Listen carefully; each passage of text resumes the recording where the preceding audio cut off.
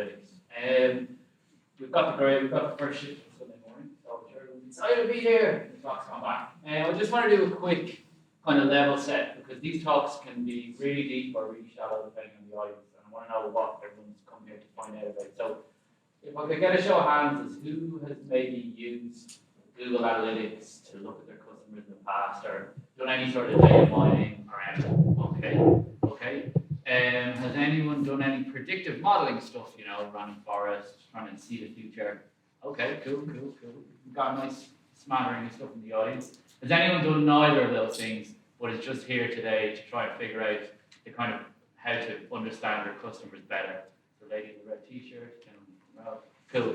So I think hopefully what I'm trying to do is, first slide is kind of principles, second slide is maybe application and a little bit of code, and then there'll be a few watch-outs along the way. The slides are going to go up on somewhere. The link will go out, don't worry about it. And then I'll do a Q&A in the end, but feel free to ask any questions, but let's not make it a saga. Like, you ask a question, I respond. Like, let's keep the discourse to a minimum, because we can save that for later. Okay, so let's begin.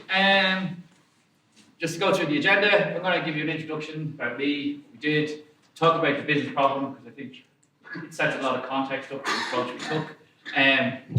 Data and quality checks. So, anyone who's done anything like this before would say this is a fundamental, and I feel very strongly about that also. The tools we use, so we're going to talk a little bit about the stack put together, our methods, so how we actually did our thing, and then the outcomes.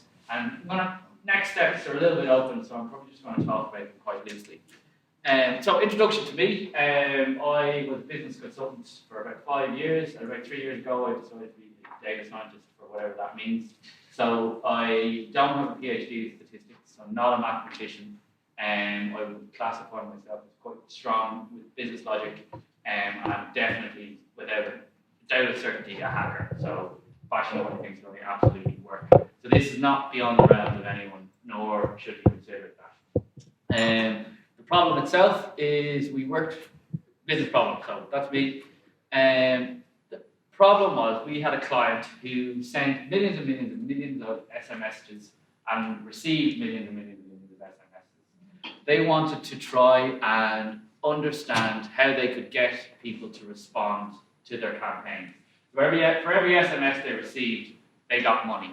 For every piece of user information they captured, they got money. And so consumer products companies would pay them money to gather details and effectively promote their product via text message. So it's mainly in the developing world, okay? So there's the kind of the loose context. This should be all I can't name, obviously, the company, but we can infer some stuff about it. So effectively what they really wanted to do was, what behaviors are important that you can understand? So, well, if he's doing that, then he's definitely engaged. If he's doing that, well, then he doesn't care. And then are these behaviors, can they be compared across different regions? So they operated in India, South Africa, Brazil, Thailand, Indonesia, all of these different places. And one of the potholes or the pitfalls people fall into sometimes is they go really, really narrow on their cohort size and trying to understand their audience. And you're trying to get commonality in data science when you do this sort of work. So you're trying to get everyone to be the same. So that was one of the goals, was to figure out, well, if the guy who buys noodles in Indonesia is the same as the guy who buys ice cream in Brazil, then we've got a bigger cohort to tackle than the guy who buys noodles in Indonesia who's on a low-cost mobile phone and has 2 kids, right? Because that's smaller, and you can't leverage anything out of that. And then, of course, the final point is, so we know what these behaviors are, we know what the commonalities is. Okay, so how can we actually get some value out of it? So we've done all this great maths, and we've done data cleansing, we've done it all. So what's the next? Like, what's the so what? And I just want to drive home that last point, because someone said it to me a while ago, no one cares how you did it, right? No one. What they do care about is what they can do with it. And I think sometimes we lose touch with that a little bit, and it's important to drive it home. And I'm going to go over this next slide really quickly, and you'll see why in a second. So data quality and data checks. So what we got and what we had to do with it. So we 1.5 million user profiles. It's a lot of people. We had 5 brands, 8 campaigns, and about 6.2 million SMS transactions. So that's stuff coming in, stuff going out, right? You can see the regions there: South Africa, Indonesia, Brazil, India. You can see some of the brands there. So they're fairly meaty consumer brands. And you also have to remember that there'd be above the line advertising going on as well during these campaigns. So not only would the SMSs be getting sent out, but the consumers would see adverts on radio, promotions, coupons, whatever. So it's quite a noisy data set with stuff that we actually couldn't measure or manage. So how did that all kind of split up in terms of what we had? And this diagram looks completely naughty, but I think it's quite important to get these things out there. So it was a team of 2 of us doing this. So it was I think the analyst was maybe 24, so she's razor sharp, but no real world experience. So we had to make sure that we were all speaking the same language. And so the first thing is a list of all the people we've surveyed. The second thing is every SMS that was sent out during all the campaigns. The third thing is the details of the campaign. And this is something I want to kind of talk about a little bit more. Is that so we have this inbound, outbound traffic, but we also have to attach the type of traffic that you're engaging. So, for instance, the ice cream campaign is a luxury brand in Brazil. The noodles is like low cost, really, really marginal kind of C's and D's they call them brands. So that's a factor to include and consider when you're actually trying to examine consumer behavior. So the guy might really, really go nuts on the noodle campaign because he wants to eat, whereas the guy mightn't go nuts on the ice cream campaign because it doesn't, there's all these different things that you need to be aware of. Fourth thing is inbound messages. And then the fifth thing, which is kind of a little bit cool, is this idea of features we think are important. So we looked at GDP and the different regions. We looked at the mobile phone networks. So high value, low value, all of these different things and this is where you get to have the most fun with your list, because you can just pick anything you want, stick it in, and have a look at it. Now, obviously, time constraints and all that, but it does give you an opportunity to explore and use your imagination as around what you could use. Okay, so it was perfect. We got given it all on a single file, and they just handed it straight to us. It was brilliant. Like, they gave it to us in, I think, 20 CSV files, right? So it was just disgusting. And there was no unique consumer ID. So you had everyone was identified by their mobile phone number, but different countries, different campaigns, even in India they had the same different providers with the same mobile phone numbers. Like, it was just bonkers. So we had to manufacture a unique ID. Duplicate responses, that is pretty much standard practice. If you don't, you're going to get it with anything that big. Incomplete profiles, and then non-uniform dates. So these are just a few of the things we come into. So, date format is different from one campaign to another campaign because it was executed on effectively our client just provided the numbers and then made a request to this thing called an IVR. And an IVR is a supplier they're the engine that fires out the SMSs. So some IVRs took some date formats, other IVRs took another date format. There was a business reason we had to deal with it. And these are the problems that data scientists kind of de-glamorize and don't talk about, but guys, this is what breaks your heart. This is where you spend most of your time. So that was kind of the data set. I'm going to talk a little bit about the tools we used. I had a whole section on Jupyter, but it happened yesterday, so I didn't get to do it. So you guys went around yesterday. Everyone's talking about it. I just want to run through quickly the reasons we chose what we chose. Amazon Web Service were generous enough to give us a voucher.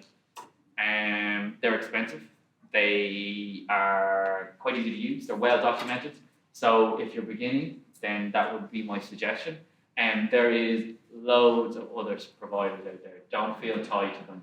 And also understand what cost base you want to incur and what's the process. So for instance, if I was to do this again, we had our RDS in Amazon, and then we had our Jupyter our Jupyter in Amazon as well. I probably would have moved the RDS to somewhere cheaper, but I wanted the Ubuntu and the Jupyter thing there because it was highly documented and easy to configure, right? And we actually burnt all our money. We burnt most of our money on the database rather than the actual EC2, and we went to town because we were free money.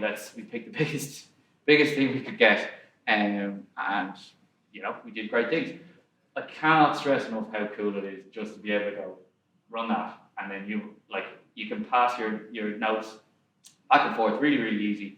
There's one thing that I've yet to resolve, and I'd love to hear if anyone's done it before. Is this idea of version control on a public Jupyter notebook. So I'd make a change, then I'd run it, and then I'd go off and do something else, and then the analyst will make a change, and then you come back and it'll be kind of, you get a message saying it's changed. It'd be great, maybe some kind of version control or kind of like Google Docs, maybe a little bit different. That was the only challenge, but just having it there switched on all the time, not having to worry about uploading, downloading. And don't forget your database, right? We're data scientists, databases are important. This whole concept, and of putting it on your laptop and having a private copy and messing with it, it's not good practice. It's not something you should do. This is client data. This is part of their business. You know, this is critical. They've spent money to collect this. You know, be mindful of this. It's cheap enough that you can do that.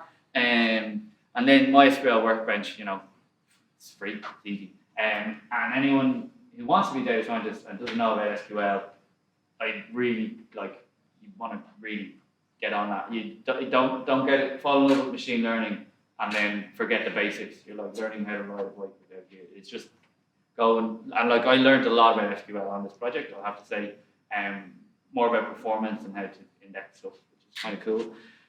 Yeah, so that's why we picked what we picked. Jupyter is an obvious choice. Anaconda is an obvious choice. It all came in this gist here. You just click on it and it gives you step by step. It doesn't tell you about the RDS and the workbench, but that's pretty straightforward as well. And then Python. We use Python 2.7.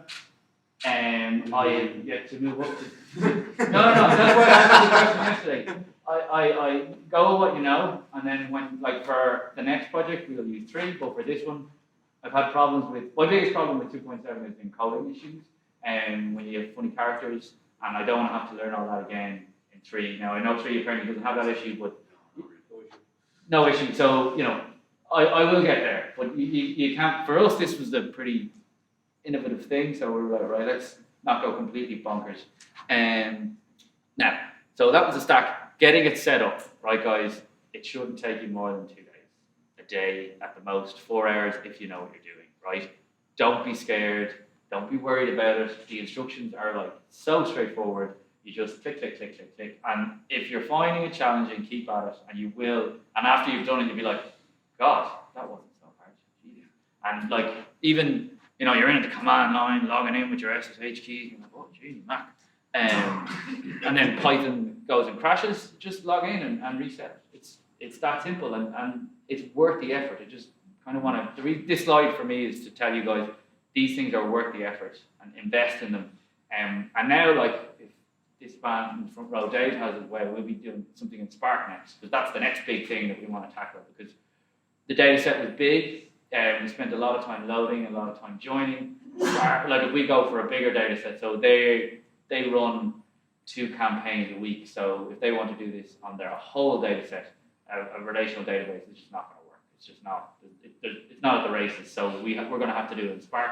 So there's our next big challenge. Okay, that's the tools. I'm going to take questions on the tools at the end, if that's okay. Oh, switch it off when you're done. Switch it off when you're done. Switch it off when you're done. Really, really, really important. Like, everyone I know has a horror story about AWS. So just switch it off when you're done.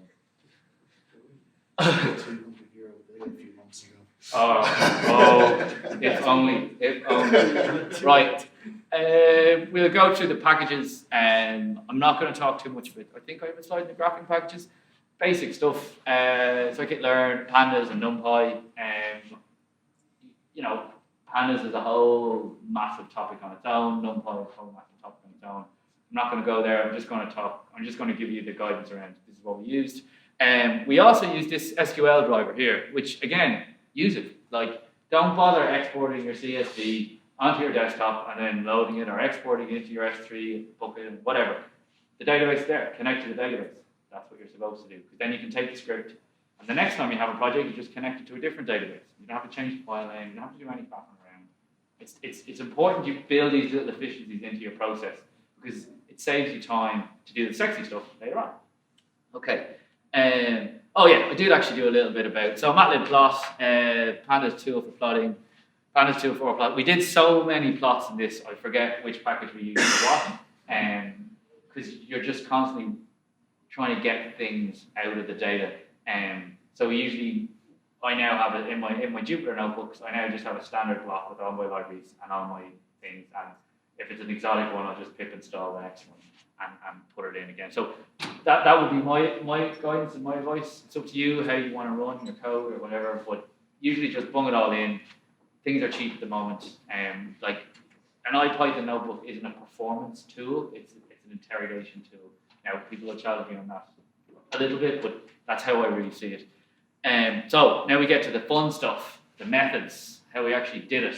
I'm just going to take a pause for a second. Is there any questions before, or like we'll have Q&A at the end, but is there anything really burning that people want to know about? So to summarize, we've got our data, we've set up a nice big toolbox, we're ready to go and do some fun stuff. And we have an idea of the business problem, we have an idea of what we're trying to solve, but as everyone knows, when the rubber meets the road, it's a completely different story, right? And that's why I put the business problem at the start, because you need some sort of compass to guide you through all the messiness that you get to later on. So this is roughly how we did it, right? We did a thing called feature preparation. So we prepped all our features, kind of figured out what was what worked, what didn't. Because remember, they'd never done this before. We'd obviously never done it before. So, no one really knew what the underlying things about response rate were. And we'll talk a little bit more. Then the whole idea of predictive modeling and user clustering, why that was an iterative thing is that you're trying to figure out, well, what am I predicting for particular users? And one of the challenges we faced was this idea of user clustering, how to do it properly, and then how to predict that cluster properly. And then eventually you kind of get it's a virtuous circle. And some people will put user clustering first, then predictive modeling second. Other people will do it the other way around. I just feel that if you can do it in one pass and it works, like, publish a paper. And then the last one is just feature selection. So that's like, I now have a strong sense of my data, I now have a strong sense of what it means, what it's about. Now I can start actually picking the stuff that matters, that will impact the business and deliver on this business problem that I'm talking about. Okay, feature preparation, right? This is not glamorous. Okay, we had, I think, 45 features per consumer, 20 per campaign, and then we have a few synthetic ones we made up, right? So it's a lot of stuff, okay? 2 people, one of them was a non-native English speaker, right? So you've got to make sure that your naming conventions make sense and that everyone understands what they mean, so that if someone doesn't come into work one day, the other person hasn't made a mistake, or vice versa, right? And then in 6 months' time, if you're looking at the code, you're like, what does that actually mean? You have to go and root through it again. So think about naming conventions and spend some time on them. Like it's time's well spent. A Kanban for processing, right? So we had, like I said, we had 20 files, we had different tables, we had everything else. We had a big board, and we had stickies, and each sticky was a feature, and each color was a different color. Each color was a different data type of the 1, 2, 3, 4, 5 database type. So as the stickies rolled in, as they went into the database, we just moved them across. And then for our synthetic features and our joins, we used a thing called Trello. Anyone use Trello? Trello's fantastic for short-term bursts. I wouldn't use it as a project management tool, but it's definitely good for collaborative working. So we use this idea of a Kanban. Look it up. It's worthwhile.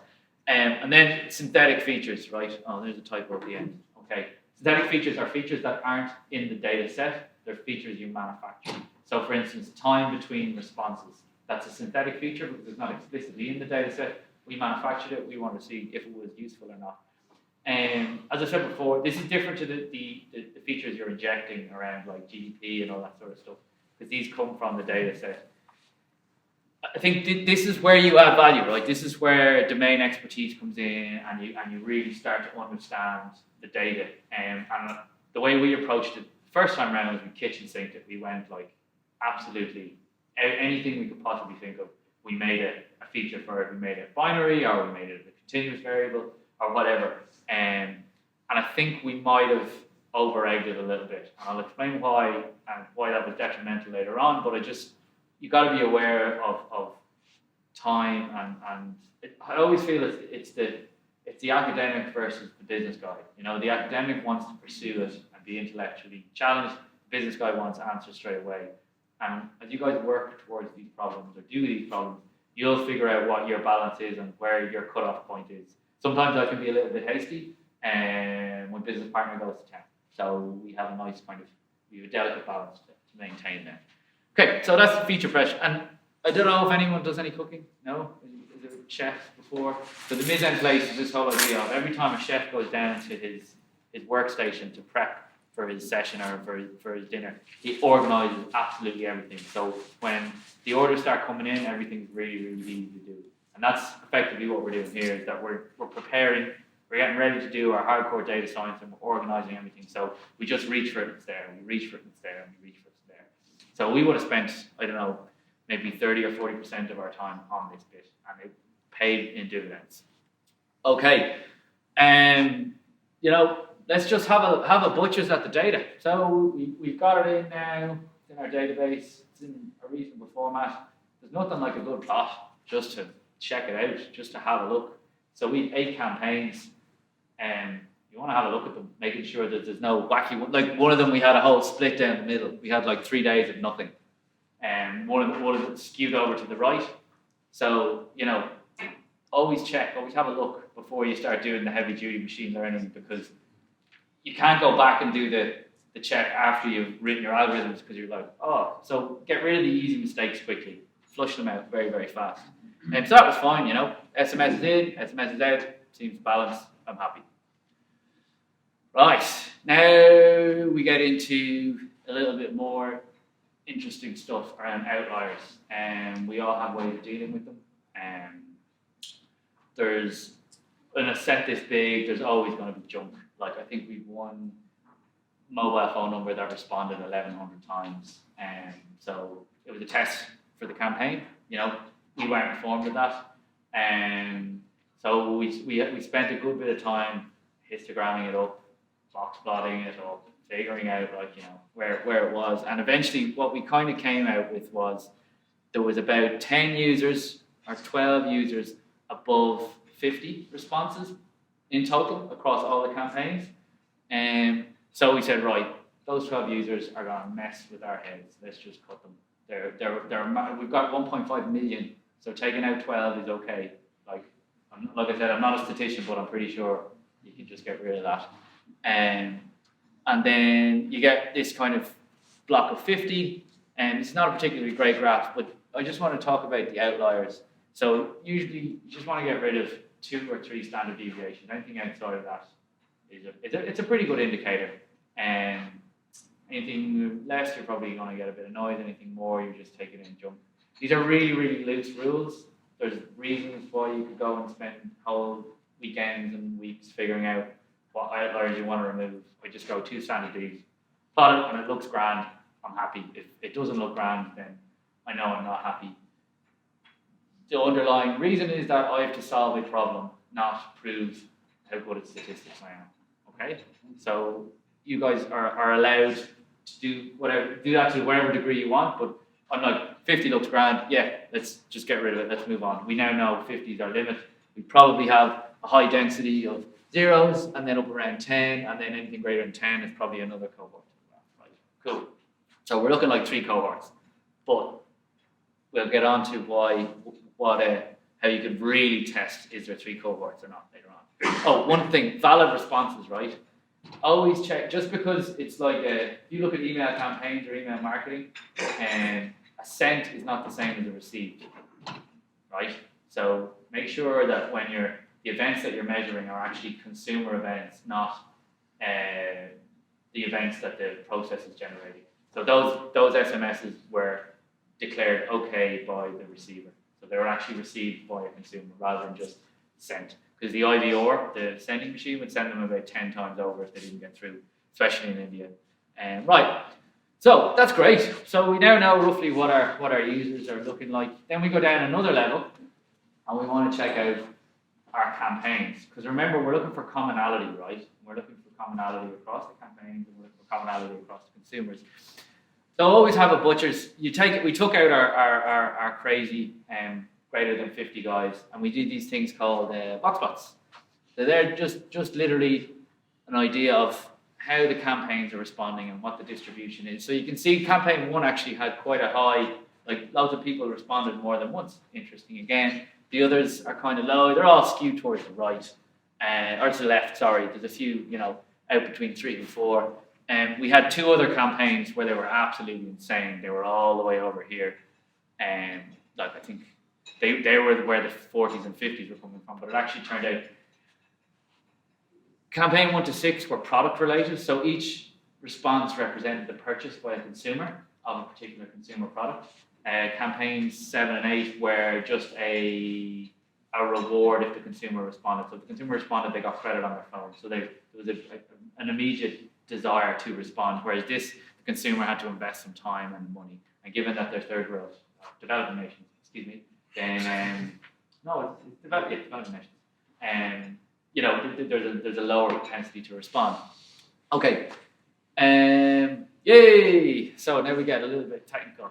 Okay, I didn't really know where to put this slide, and people will probably zone out a little bit, but if you do care, it's an interesting thing to think about. So we talked a little bit about mobile phone networks, so we had 8 campaigns across 4 countries. I think we had about 16 or 17 mobile phone networks in our data set, right? And we didn't know if the mobile phone networks were like a Meteor or a Vodafone. We had no idea what the kind of tariff basis was, whether premium or not. So we're like, okay, well, we're data scientists, we're machine learning experts. If we categorize this variable and we stick it in our model, it all will be revealed, and we'll have modeled on the mobile phone. So we did this thing called hot encoding. Who's familiar with it and who isn't familiar with it? So, okay, so right, let's go back to the basics. So if you can imagine, I have someone's name, I have how much they spend a month, and then I have the shops that they spend it in, right? So it's Tesco, SuperValu, and Centra. If I want to do, machine learning only works on numbers, right? I can't tell it Centra, and I can't tell it SuperValu. It needs either a continuous or discrete variable, right? So what you do is with hot encoding is, instead of having a column with text in it, you have 3 columns, and each column represents a shop. So it'll be SuperValu, Tesco, or Centra. And if it's a Centra shopper, the column with Centra will have a 1 in it, and the other 2 will have zeros. So then you're immediately giving the machine numbers to work with instead of text strings, and it's called hot encoding, right? I would, based on my experience, I would be very, very hesitant to use it, because effectively all you're doing is you're taking so in the shopping example, we're trying to model how much they spend, yeah? And spend is a continuous, so it can be from 0 all the way up to 100, and all those numbers along the way. But with hot encoding, you only get a 1 or a 0, so you get a binary result, and that kind of it over influences the machine learning algorithm or the model to a degree that maybe it should or it shouldn't. So, and it also adds an extra feature onto the model. So in our case, we had 16 mobile phone companies. That means we've got 16 extra features or 16 extra columns. Okay, and when you use a binary variable in clustering, you get problems. Binary variables are I'm not a statistician, right? I don't like them. I need to come along a bit more and think about them a bit and how I would apply them. But I just wanted to put this in to say, if you start coming up against like text strings and you want to predict against them, hot encoding is the way you can do it in Python. And it's a really easy little snap of code, and then you just go operator name, campaign name, and then you replace it, and then that just builds you out a sequence of columns with 1s and 0s for the mobile phone networks, or whatever variable you want. I'll take questions on that afterwards, because I know it's a bit boring, but I just want you to go, now I know how to do that. So we've done our hot encoding, we've done our kind of our thing, and this is kind of the end slide, but I want to go to it now to kind of draw us back. So we've 45 pieces of information per consumer, right? It's a lot. We then have 30 pieces of information about each campaign, okay? And then we had 20 items of behavioral information. So that's the synthetic stuff. So it's like how often they text, or the time between texts, or all of these different things. I can't remember, there's loads of them. So there's our database I showed you at the start. We took our campaign-based features, we took our time-based features, and we took our user characteristics, which are the users, and then we distilled it down into key features which we felt were important, right? And that's ultimately what you're trying to get to. You're trying to get to what matters and the rest is irrelevant.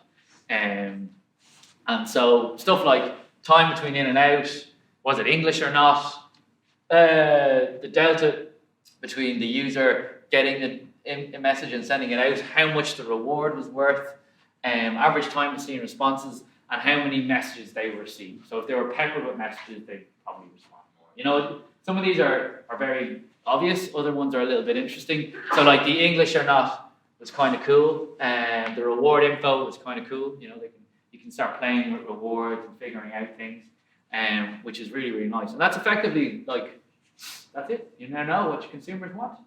But do you really? How do you get there?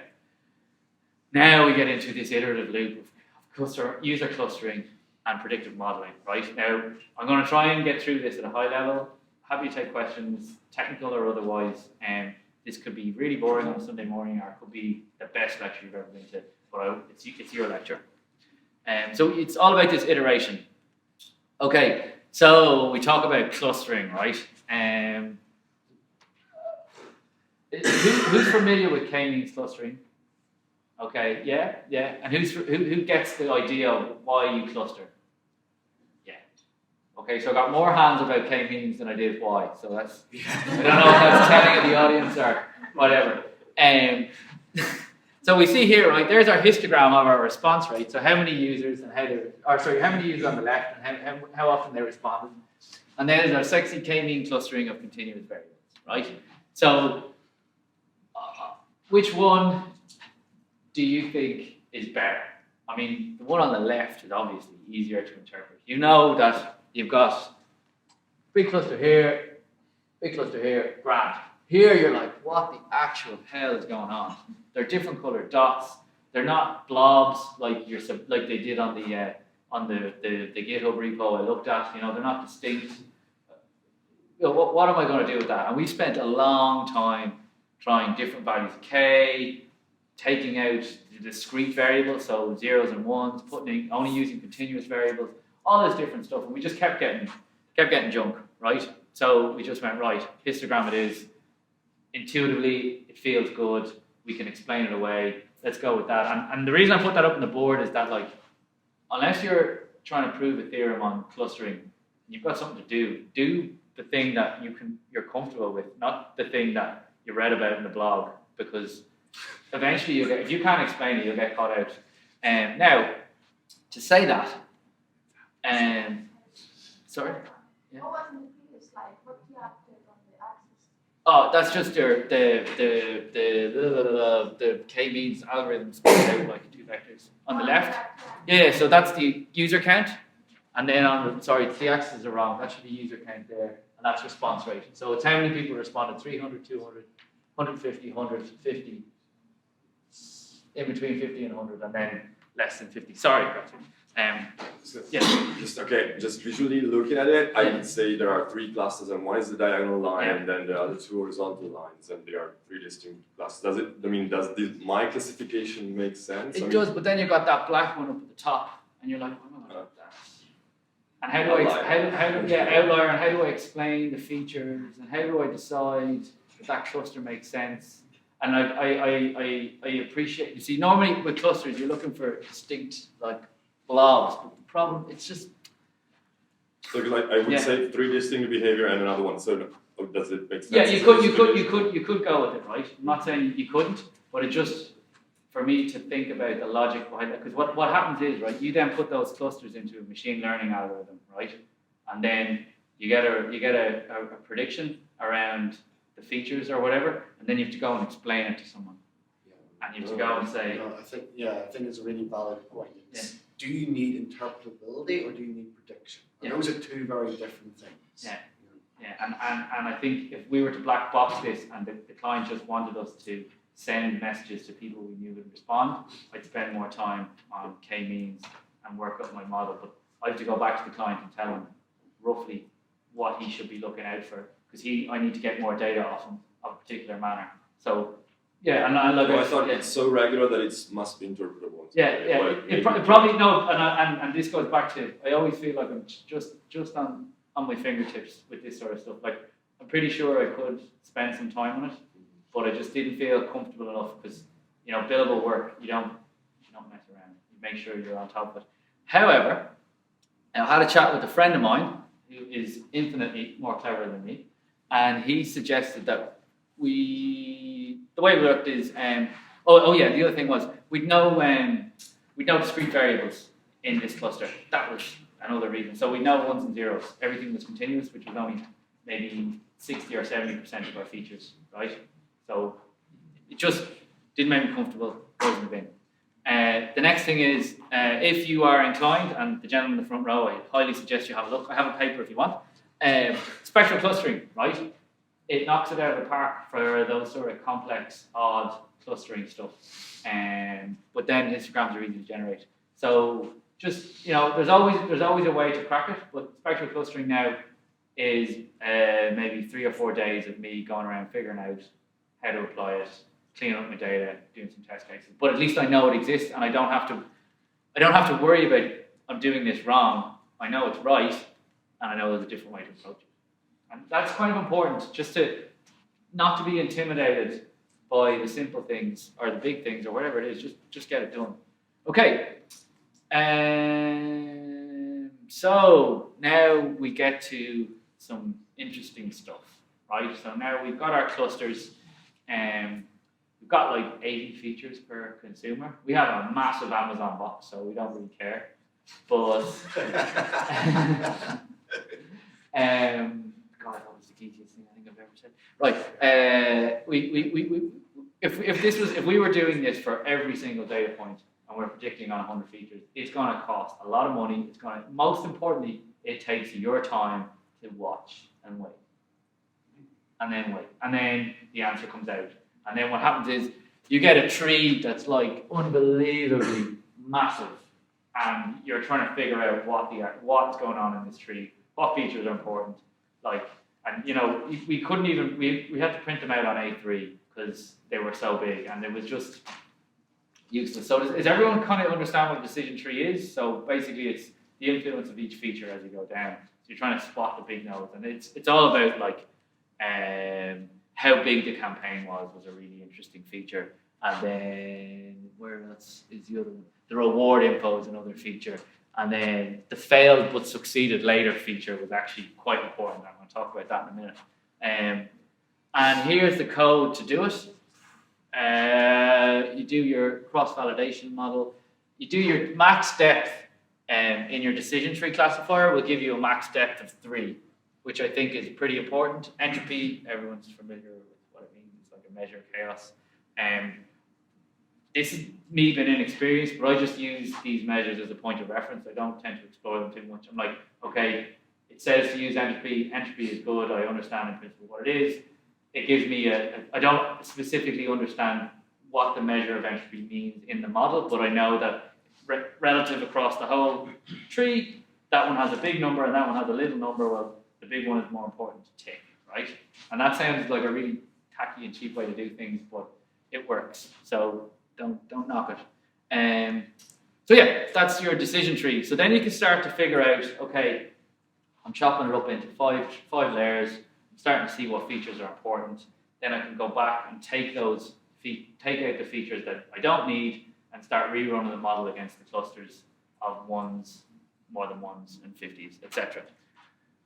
Okay, so then we get to this thing called a confusion matrix. Has anyone used one of these before? Okay, who hasn't used one before? Cool. Right, so these were developed in the 40s this is how I was taught, so I kind of right.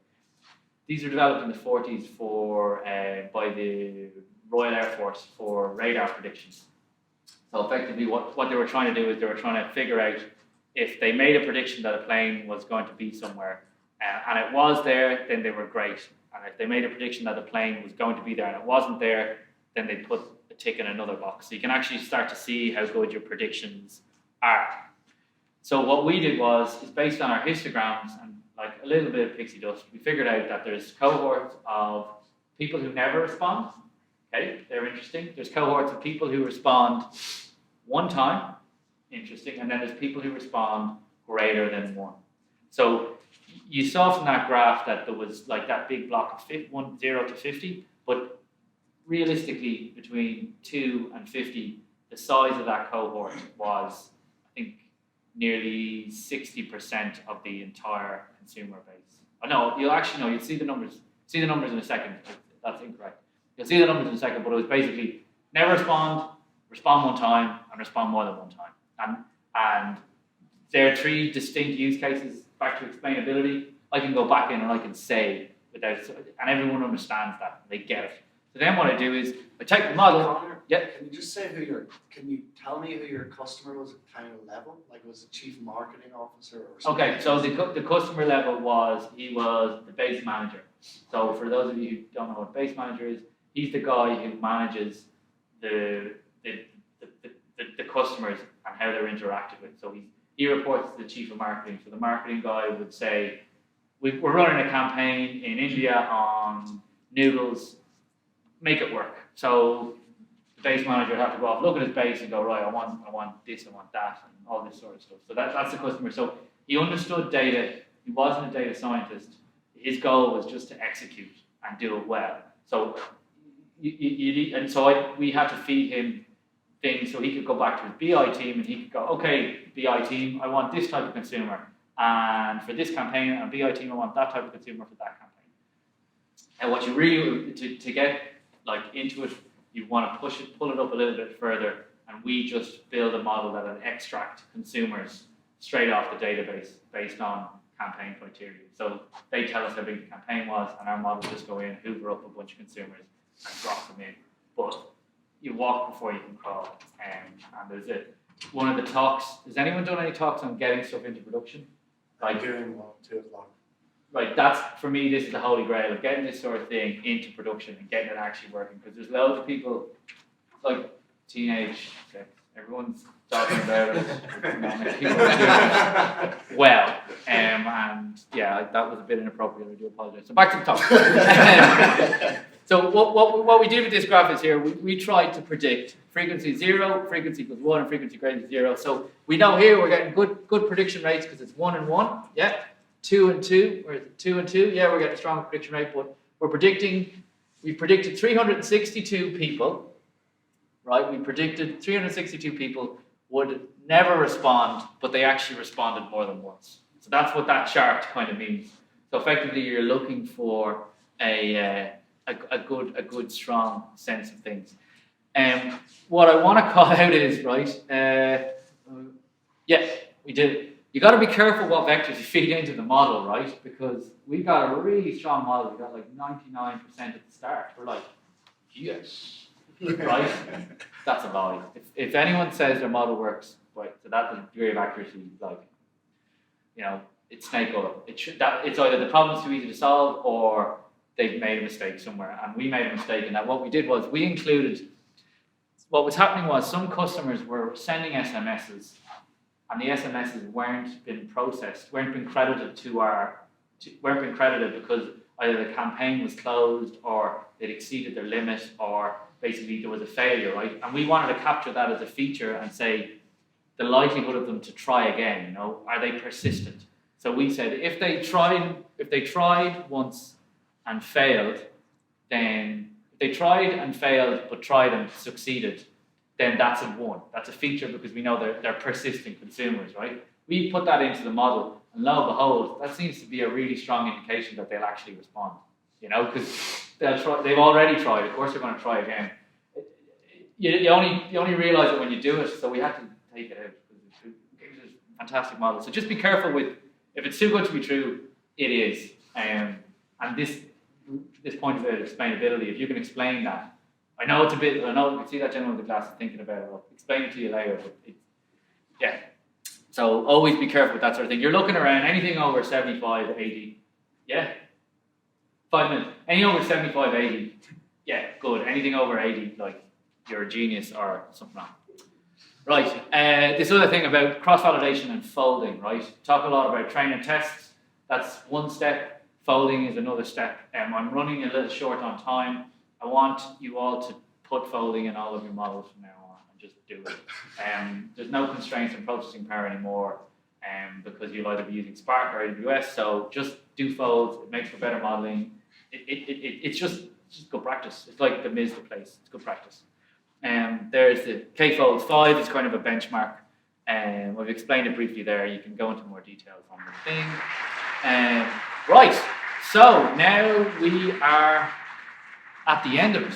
Okay. So effectively, what we did was we did all this predictive stuff, and then we figured out the features that were important across all consumers, right? All the consumers, what features were important, and we saw some huge. So we saw 1 or 2 campaigns causing some features to dominate the entire set. Okay, so this idea of features across all consumers is actually a misnomer, and we disproved it effectively. So then we said, right, we have to do the model per customer, right? Per campaign, and then we get a graph like this. So effectively, what it is was, so each is a campaign, and each is the percentage that feature had on influencing the likelihood to respond. Now, there was, for each campaign, there was 30 or 40 variables that came out as predicted. Some of them were like so low, we just stripped them out, we ignored them, and then we set our top 8 or our top 9 all down to equal 1. So you get this nice little graph that you can understand and look at and go, okay, in that set, everything adds up to 1, here's the share, everything adds up to 1, here's the share, everything adds up to 1, here's the share. And that's not statistically valid, it's not statistically correct, but it's nice to look at, and it gives you an anchor point for a non-statistic person to go, aha, I get it, I understand. Now I know what you're talking about. So that's kind of interesting. So user behavior and language dominate, which is kind of nice. So English are not. So that was the idea of in some campaigns, the SMS was going out in English and also in the native language, and that was the native language ones were getting better responses. So you're like, well, then just send them all in Portuguese, or stop sending them in English, or whatever. So that was one aspect we drew out. The second one is probably more pertinent and way more important. Okay, so we're like, great, we now know features, brilliant. However, 18% of our users account for 78% of our response. That's like flat, straight off the bat Pareto. Do I have to explain Pareto? 80-20, right? You can look it up on your Wikipedias. So these are the power users. These are the guys you want to send nearly every time. If you've got a new client coming on board or a big campaign coming on board, these are the guys you want to tackle. Come on in. I'll get the Q&A. So that's the other thing you've got to think about is that, like, okay, I've done my sex machine learning, I have an idea of my cohorts by campaign, but how am I going to drive the value? How am I going to give my clients something they can actionably use? And this is what we figured out. So we did basically that graph for our high value cohorts. And then you see pretty much some of them are different. The DM out cohort size is kind of an interesting one. So it's the size of the outbound messaging batches they were sending. So were they sending kind of micro batches to individual regions, or were they just bucketing them out all at once? So that's kind of interesting. And then to conclude, we did what we said we'd do. We got to our key features. And this is the bit that's nothing to do with data science, but I want to put it in. Okay, sorry, this is to do with data science. Data collections are really, really, really poor in this, right? Some of their, it's like 51% was valid, 3% on the date of birth. This is just to measure the date of birth data capture. 3.8% of the dates of birth captured in South Africa were valid, right? So we couldn't use date of birth as demographic information. So like, and that would have been huge if we could have. It worked in Indonesia, not so much in South Africa. Two flags, right. So then we get to our final slide. So this was the slide we presented to the client. This is the one that they wanted to see. This is the whole idea of what the actual have you done for the last 5 weeks, right? And we figured out that if they improved, if we could get them using our methods for 100 campaigns, they'd earn an extra bit and an extra yield, whatever, Y amount, with 3 different things. Automated data quality, right? Like straight off the bat, we're looking at their stuff and we're seeing it's terrible. Like, it doesn't take a data scientist to go, guys, pick up the pace here and you'll actually get more value from your execution. And they're the types of stuff you should say to people. Don't be, well, my Kmeans value is whatever. It's like, quality is important. The the cohorts, generating high value cohorts, they're the 18%. And then finally this last one, and this is something that people really like and really get hooked up on. So people who don't respond. Likelihood of getting them to respond is kind of in the wind, right? People who respond loads, they probably respond loads, but you want to know who they are, okay? People who respond once, you want to make them respond once more. And if you can do that, that's the holy grail, right?